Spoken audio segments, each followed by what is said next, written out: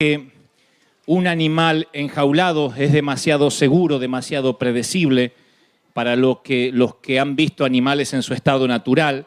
Y yo me preguntaba si las iglesias no harán lo mismo con la gente que hace el zoológico con los animales, porque con frecuencia las iglesias solemos sacar a la gente de su hábitat natural y tratar de domesticarla en el nombre de Cristo. Entonces eliminamos los riesgos, decimos cosas como no hay que contaminarse con el mundo, anulamos los peligros, decimos no hay que tener comunión con las tinieblas, y al final tenemos un montón de cristianos enjaulados, pero en algún momento de nuestro peregrinar espiritual la jaula nos deja de satisfacer, necesitamos salir, tenemos una añoranza primitiva por estar fuera de esos barrotes.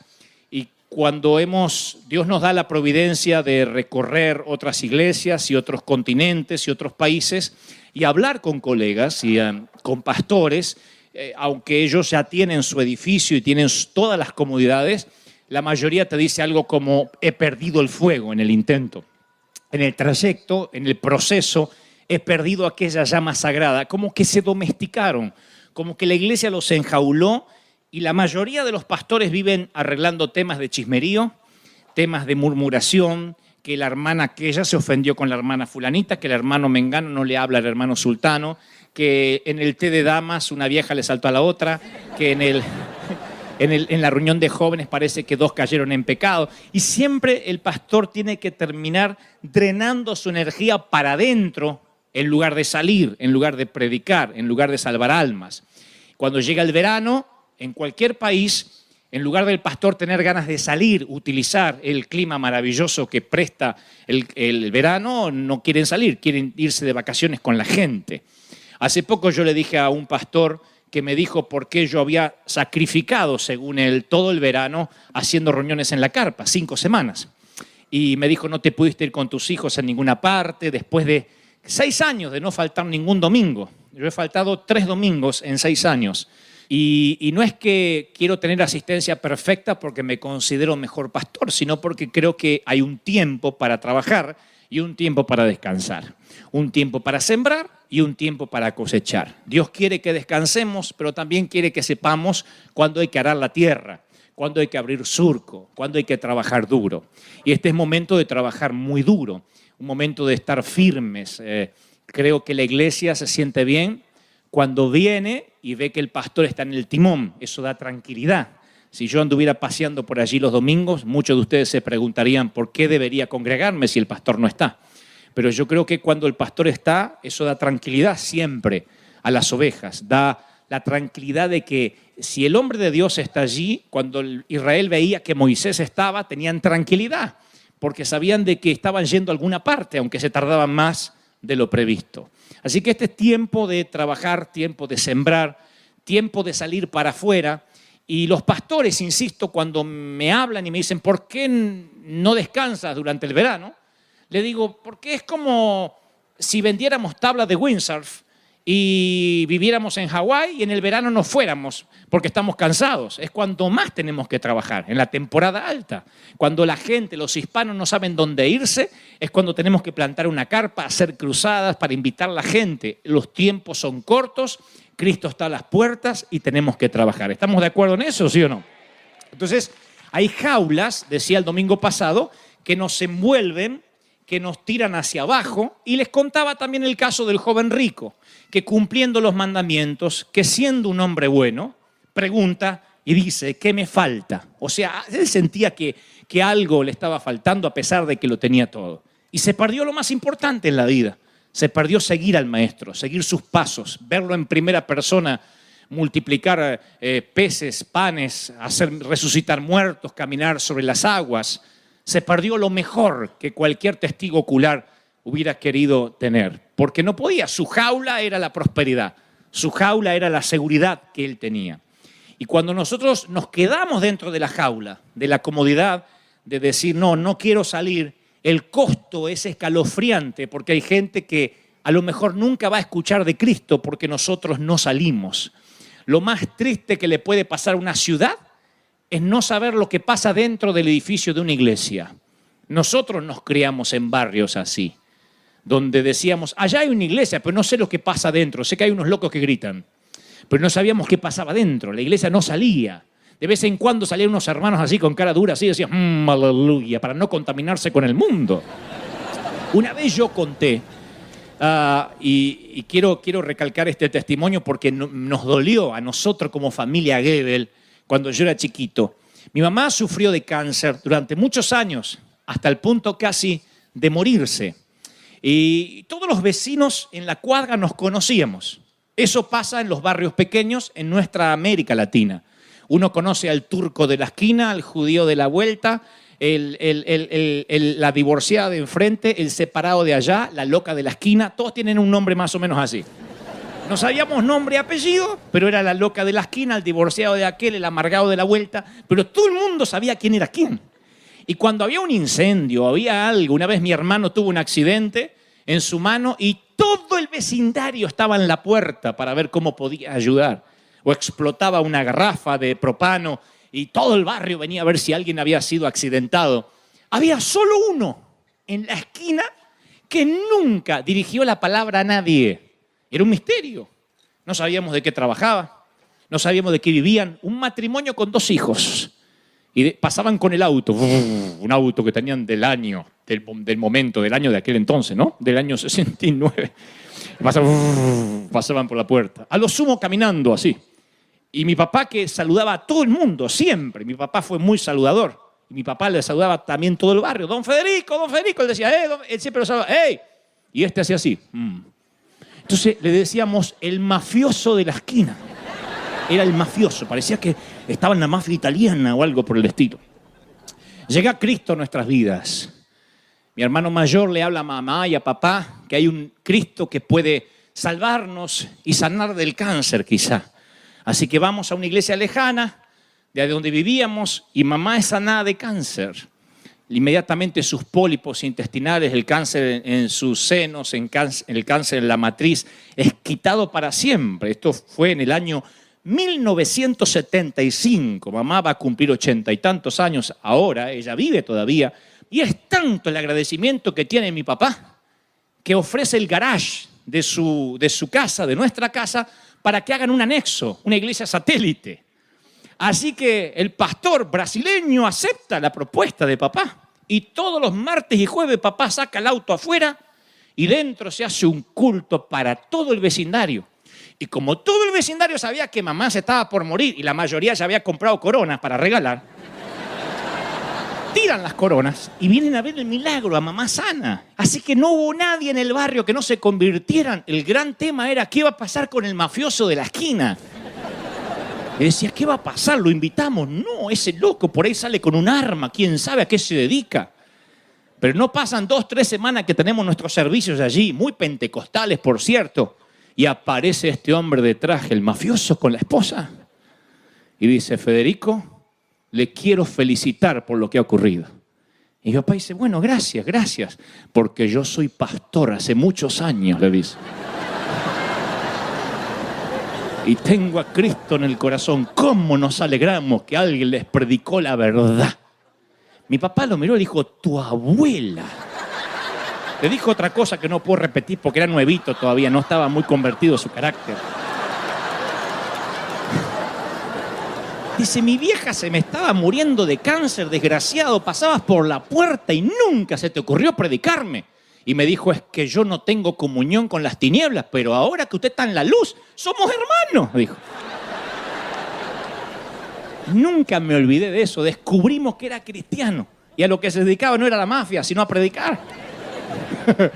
Nunca nos olvidamos y dejó de ser el mafioso de la esquina para ser el pastor mafioso de la esquina. Miren lo que hace la jaula, cómo nos mete dentro de un sistema donde tenemos miedo a contaminarnos.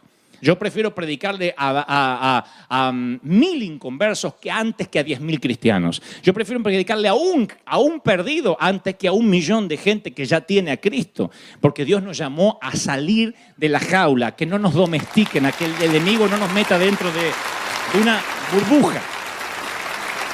Y el domingo pasado yo le decía que una de esas jaulas es la jaula de la responsabilidad mal entendida, el sueño americano. El decir, yo estoy aquí para trabajar. Dios nos dijo el domingo pasado, yo no te traje aquí para hacer dinero. Si naciste aquí, o viniste aquí, o llegaste aquí como foráneo, como inmigrante, Dios te trajo con un propósito. Y es ser parte del mover de Dios que el Señor no le dio a los anglos y nos ha regalado a nosotros como pueblo hispano. ¿Lo están creyendo, sí o no? Alguien tiene que aplaudir más que eso, siendo yo lo creo de corazón. ¡Aleluya! La segunda jaula es la jaula de la rutina, que en ocasiones nos vemos envueltos, es tan sutil como la primera, como la responsabilidad. Yo creo que una buena rutina no tiene nada de malo, pero cuando las rutinas sagradas se vuelven ritos vacíos, entonces nos mantienen enjaulados. Cuando aprendemos el cómo y olvidamos el por qué, lo sagrado se vuelve común. Alguien tiene que tuitear esto. Cuando aprendemos el cómo y olvidamos el por qué, lo sagrado se vuelve común. O sea que hay cosas que aprendemos cómo hacerlas, pero nos olvidamos por qué las hacemos. Nos olvidamos por qué adoramos a Dios, por qué venimos a la iglesia. Y cuando uno se va olvidando el por qué está haciendo lo que hace, de pronto se ve envuelto en una rutina donde la oración pierde sentido, y eso también es una jaula. Donde la adoración pierde sentido, y eso también es una jaula. No es un problema de ustedes ni mío. Esto pasaba con Israel. Cae maná por primera vez, decimos, ¡ay, qué bendición! Hasta que después decimos, maná otra vez. Podría caer un bife de chorizo, por lo menos, otra cosa. Nos acostumbramos. La peor jaula es la rutina, porque nos envuelve, porque nos va metiendo en algo que se hace común, rutinario, y empezamos a bostezar como pasajeros adormecidos en un tren. Por eso el Señor dijo, este pueblo me alaba con la boca, me honra con los labios, pero su corazón está lejos de mí. Su adoración no es más que un mandato enseñado por hombres. Lo que está diciendo el Señor, cuando me adoran de memoria, me suena un disco rayado. Me suena algo abúlico, algo que no tiene sentido. Por eso los salmos nos instan una y otra vez a cantar cántico nuevo, a que tengamos palabras nuevas, sentimientos nuevos.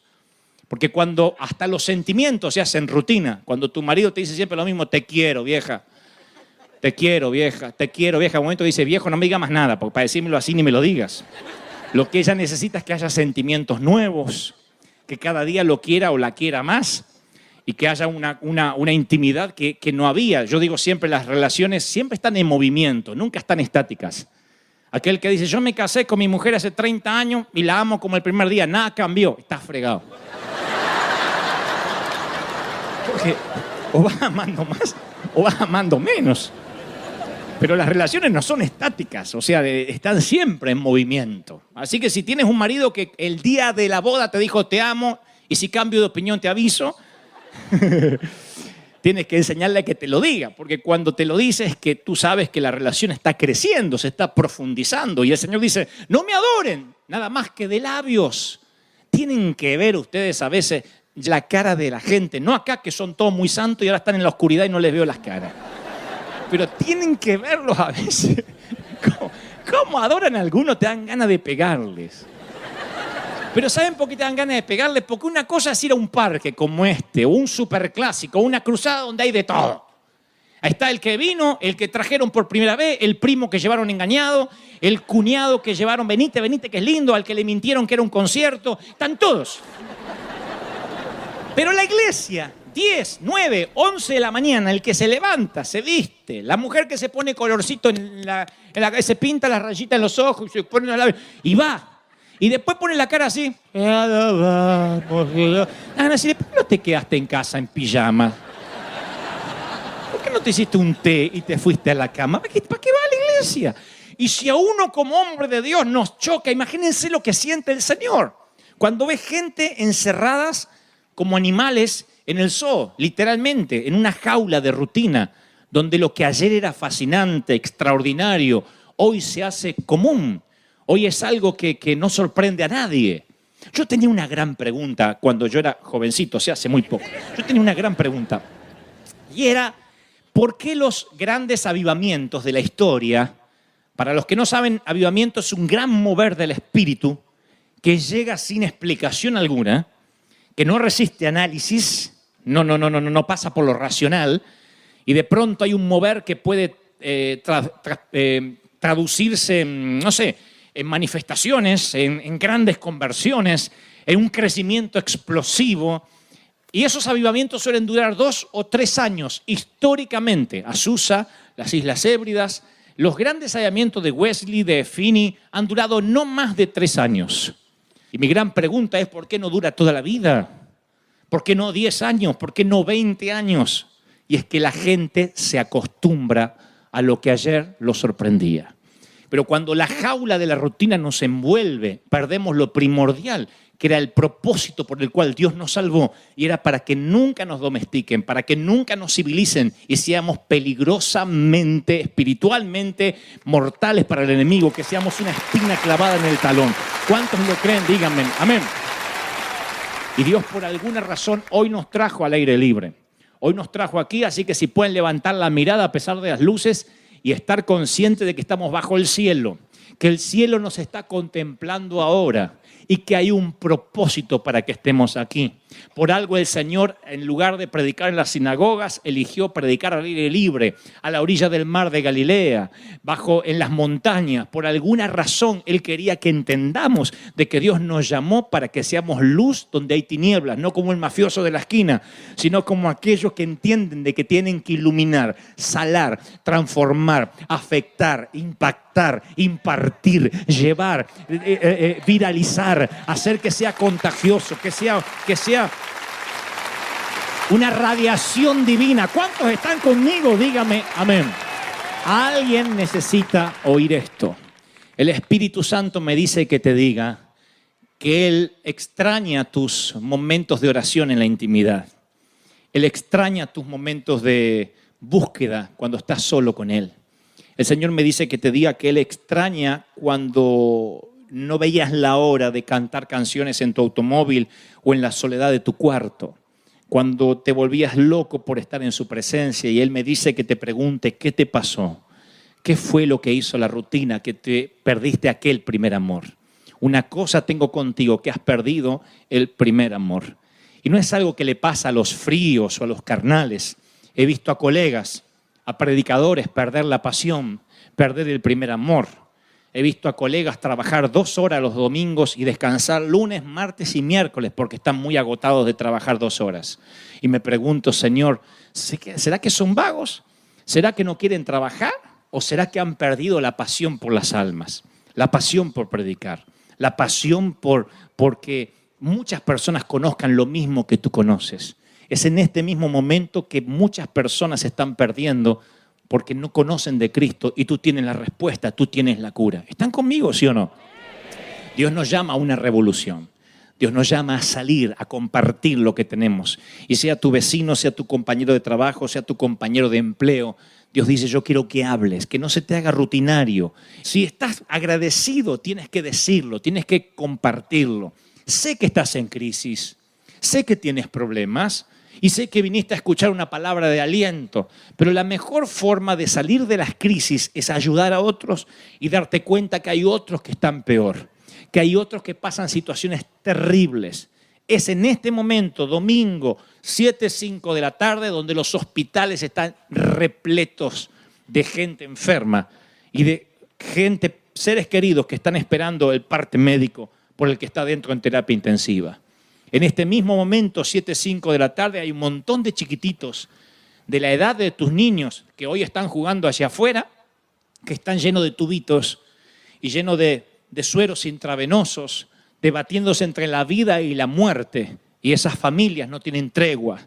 Y es tierra fértil para predicar. Y si vas en este momento a uno de esos hospitales, van a decirte, predícame, dime lo que quieras. No van a cerrarse a nada porque necesitan una palabra de esperanza. El mundo sigue necesitando esperanza. No quiero sonar apocalíptico ni aburrirlos con escatología, pero nada más con ver las noticias en CNN y ver a razón de 1, 2, 3 decapitaciones diarias, nos damos cuenta de que son los últimos tiempos, de que la guerra no va a parar, y sea por ISIS, sea por los rezagos de Bin Laden, o sea por el ébola, pero el mundo no está evolucionando, está involucionando. Y todo dice que Cristo está a las puertas. Y el Señor me ha puesto aquí para decir, pueblo, yo estoy diciéndote, levántate a predicar, levántate a testificar. Esta es tarea de cada integrante de River Church. ¿Cuánto lo están recibiendo? Dígame amén. ¿Cuánto lo reciben? Díganme amén. Y me gusta tener gente que no esté enjaulada. Y miren que no estamos enjaulados, que estamos al aire libre. Miren que no nos hemos civilizado y eso me gusta. Me encanta cuando a mí me critican y me dicen, no eres civilizado, eres un rebelde, siempre molestando a los tradicionales y a los religiosos. Y los voy a molestar a ellos y a su abuela hasta que me muera, porque no me van a civilizar. No me van a civilizar. Porque Dios nos puso para marcar diferencia. ¿Cuántos están conmigo? Dígame amén. Y esta noche yo quiero orar especialmente, comisionar a un ejército de evangelistas. El Señor me dice que vas a salir de la crisis, que vas a salir de tu problema, que Dios te va a liberar de la economía que te está amarrando, de esa miseria, de esa escasez, cuando digas voy a enfocarme en los demás y no en mi problema. Muchos se van a sorprender porque van a aparecer cheques en sus buzones, en sus escritorios, van a venir promociones, trabajos que no esperaban, pero el Señor dice, yo no te estoy mimando para que seas egoísta y engordes tú solo. Te estoy mostrando lo que te puedo dar si te fijas en las almas, si te fijas en lo que yo te quiero dar. Dios te trajo precisamente para un momento como este, precisamente. Esto no lo vas a volver a vivir. No volverán estos tiempos. Son tiempos únicos. Un ángel pasa una sola vez por tu vida. El profeta pasa una sola vez por tu vida. Oiga lo que el Señor está diciendo a la iglesia. Si ves a Elías, no lo dejes ir sin que antes recibas una doble porción de lo que él tiene. Aprovecha el momento. Carpe diem. Atrapa el momento. Atrapa el momento. Porque hay momentos que no van a volver. Hay tiempos que vas a añorar y este momento no va a regresar, me dice el Espíritu Santo.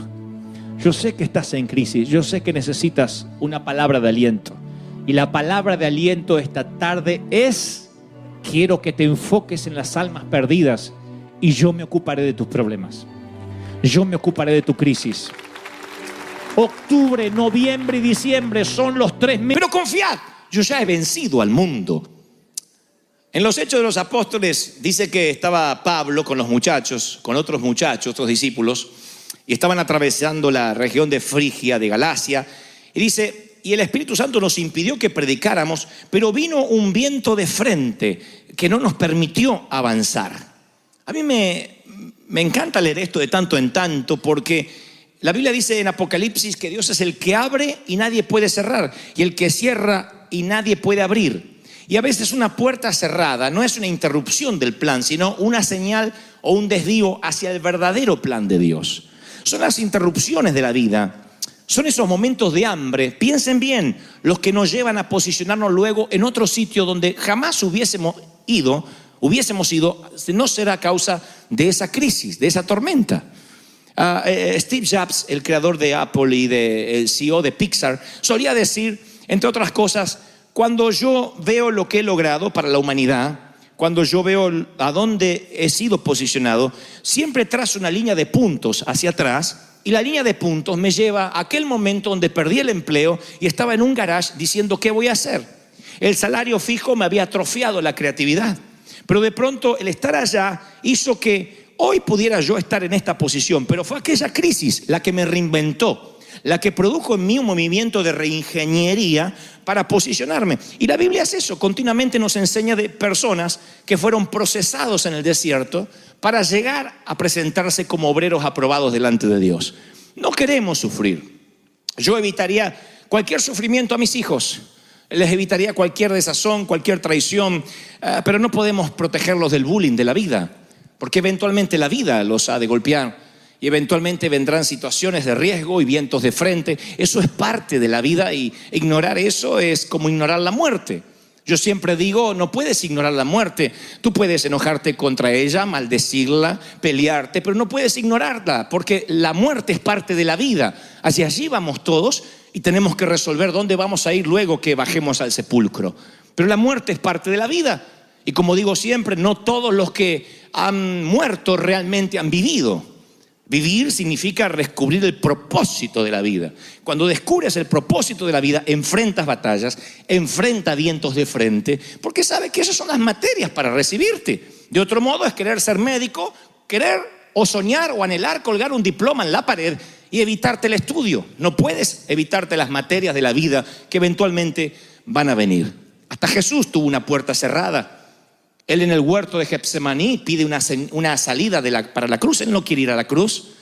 Él sabe lo que va a ocurrir y no quiere sufrir. Es Dios, pero ahora está en un cuerpo de hombre. Y él dice, no, si puedes, pasa de mí esta copa. En otras palabras está diciendo, ¿estás seguro, Padre, que no hay un plan B? ¿No hay otra forma? ¿No hay otro que podría morir en mi lugar? Judas sería una buena opción. Y Dios le dijo a Jesús no en Getsemaní, para decirnos sí a nosotros para las puertas del cielo. Y si no hubiese dicho no a su hijo, nosotros, entre otras cosas, no estaríamos aquí hoy. Hasta Jesús tuvo una puerta cerrada. Los vientos de frente eventualmente van a venir. Y no estoy diciendo con esto que te quiero poner triste, por el contrario, sino que cuando viene el hambre, tienes que saber bien dónde estás parado, porque puede que tomes una decisión que te cueste consecuencias que luego no puedas desdibujar, no puedas borrar. Esta familia son los Flanders de los Simpsons. Hacen todo perfecto, pero viene el hambre y toman una decisión que les costará mucho más que simplemente una mudanza. Ellos se mueven de la tierra donde Dios los puso, se van de Israel. La Biblia no dice que Dios le haya dicho algo como muévanse de donde yo los puse. Es tiempo de que vayan a buscar comida a otro sitio. No tienen una orden así, simplemente dice, y se movieron a las tierras de Moab. En Moab no habita Dios.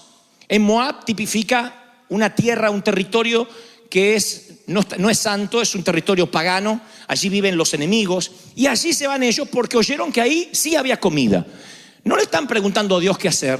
¿Qué tal si Dios quería decirles algo como permanezcan, firmes, aguanten?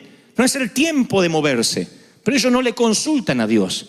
En todos los órdenes de la vida hay que permanecer. Si levantas un negocio y cuando tienes el primer revés financiero quieres cerrar, entonces no eres un hombre ni una mujer de negocios. Eres un pusilánime que intentaste jugar al empresario, pero naciste para empleado. Si es que no vas a soportar los avatares que tiene las idas y vueltas del dinero. Y cuando vienen las crisis y los problemas, uno tiene que saber bien dónde Dios te pone. No te muevas de donde Dios te colocó, donde Dios te plantó, sin saber que realmente tienes una orden divina de bajar de la barca. Porque esta familia vive una experiencia familiar miserable. Rápidamente de un versículo al otro, sin dar mucha explicación, dice algo como, y murió el marido de Noemí, allá en las tierras paganas. Y quedó ella con sus 2 hijos. Y los 2 hijos se casan con mujeres de Moab, de allí. Una era Orfa y la otra era Ruth. Habitaron 10 años y murieron también los 2 hijos. Y la mujer queda viuda con sus 2 nueras. No se sabe cómo es que murieron, si hubo una peste, no sé. Pero lo que sí estoy convencido, que una mala decisión va a robarte a tus hijos, va a robarte a tu matrimonio, va a robarte tus finanzas. Una mala decisión, un enroque mal en el tablero, es lo que nos quita de la voluntad de Dios. No hay nada mejor que estar en el centro de la voluntad de Dios. ¿Se acuerdan eso? Es lo más seguro del mundo. Ahora, ¿qué pasa si te mueves? No le preguntas a Dios. Y te mueves de país solamente porque allí te dijeron que va a haber empleo. Tú dices, ok, yo debo velar por mi familia, sí, pero le preguntaste a Dios, ¿te da paz? ¿Cuánta gente en el proceso de construir una casa pierde el hogar? ¿Cuántos hay que luego de comprar la casa y no tener deuda, no tiene un cónyuge con quien disfrutarlo? O hijos que corretean por la casa porque todos abandonaron al padre en el proceso de la compra. Rico no es el que más tiene, sino el que menos necesita, decía Facundo Cabral, un gran cantautor argentino. Y yo creo necesariamente que las cosas del reino son las que realmente importan, como dice el Señor, las cosas de arriba, no las de la tierra. ¿Qué pasa si nosotros nos empecinamos en construir lo que es terrenal? Nos movemos sin la voluntad de Dios y de pronto vemos que nuestro avión se empieza a mover. Y resulta que estamos yendo a un sitio que Dios no nos mandó. Oh, yo no quiero estar en ese avión. Yo no quiero estar en un pez, sabiendo que mi destino era Nínive y estoy yendo para Tarsis. Yo no quiero estar ni en ese barco ni en el vientre de ese pez. Porque, damas y caballeros, no hay lugar más inseguro que moverte de la voluntad de Dios. Y estoy hablando de moverse en todos los niveles, no mudanza física. A veces uno muda el corazón. Y cuando mudas el corazón, lo que estás haciendo ya lo haces mal. Los empleadores sabemos lo que es tener un empleado con el corazón disperso. Alguien que hace lo correcto, lo que en Argentina llamamos sindicalista. Hace lo que el sindicato le ordena. Entonces no hace una de más. Y el tipo, uno le dice, tú tienes que controlar que este teclado esté limpio. Y él controla la limpieza del teclado. Pero se incendia ese parlante, ese speaker, y él no lo apaga. Y dice, ¿no ves que hay un incendio? A mí no me pagan para eso. Tú dices, no te pagamos para eso, pero deberías hacerlo como hombre de bien. Pero no hace la milla extra porque su corazón ya se mudó. Si tu corazón se mudó, ¿qué hace el resto de tu cuerpo aquí? Ya deberías haberte ido con el resto. Pero si tu corazón puedes estar seguro que dice, bueno, tengo hambre, no estoy pasando mi mejor momento, pero es el lugar donde me planto.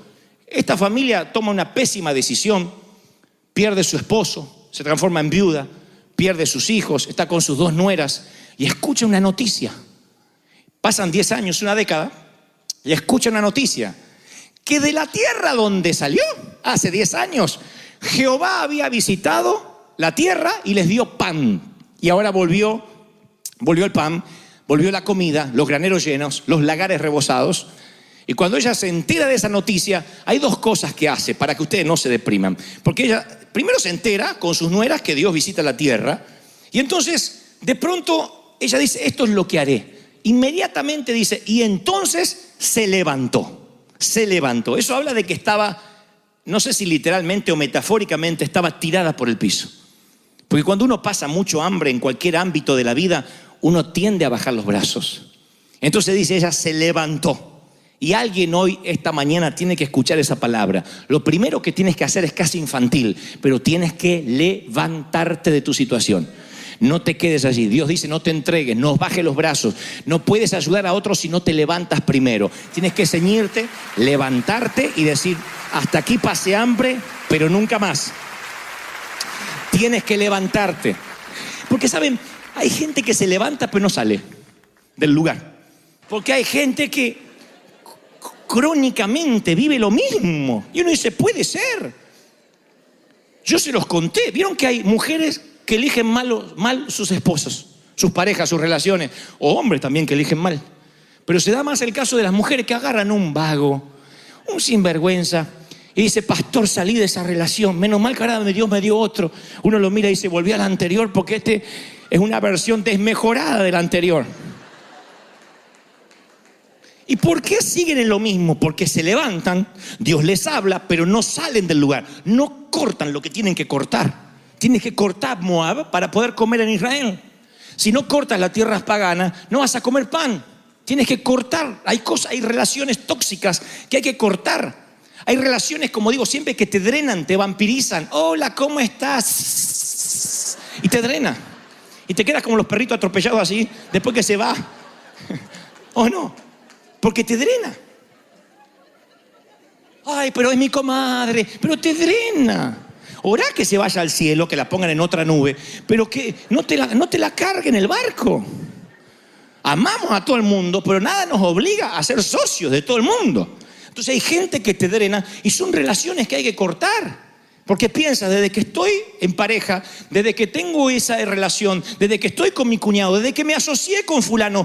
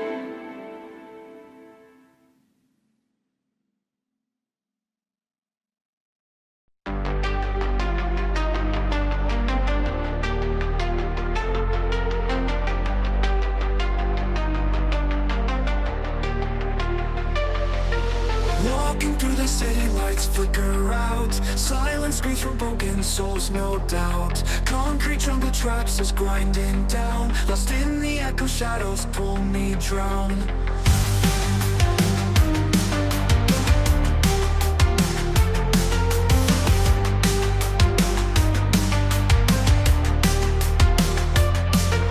Streetlights buzzing, whispers in the dark. Neon shadows glowing, leaving marks. Pavement breathes our stories, old and cold. Past and future twisting, all unfold. We are lost in neon nightmares. Ghosts of dreams, electric flares. Running fast but going nowhere. In the maze we live in despair.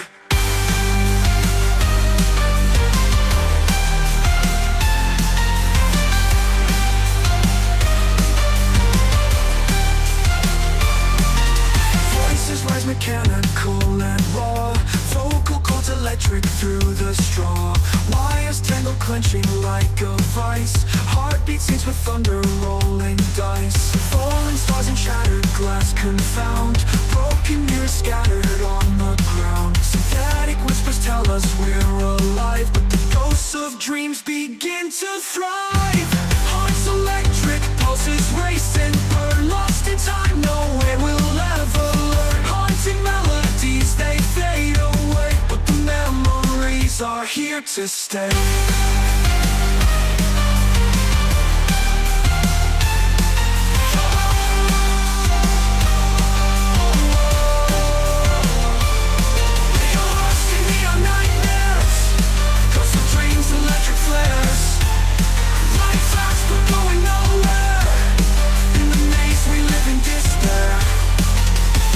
In the distance, a flicker of light. A single star cuts through the endless night. A tiny spark, a whispered prayer. Maybe hope can bloom even here in the neon air.